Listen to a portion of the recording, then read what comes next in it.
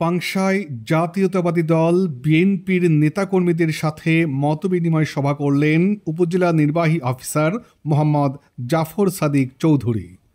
রাজবাড়ীর পাংশায় বাংলাদেশ জাতীয়তাবাদী দল বিএনপির নেতাকর্মীদের সাথে মতবিনিময় সভা করেছেন পাংশা উপজেলা নির্বাহী অফিসার মোহাম্মদ জাফর সাদিক চৌধুরী।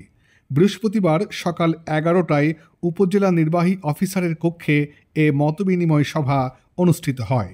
এ সময় উপস্থিত ছিলেন বিএনপির বিভিন্ন পর্যায়ের নেতাকর্মীগণ।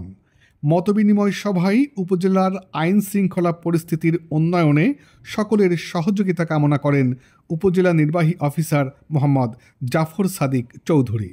উপস্থিত নেতাগণও ইউনো মহোদয়কে সার্বিক সহযোগিতার আশ্বাস দেন।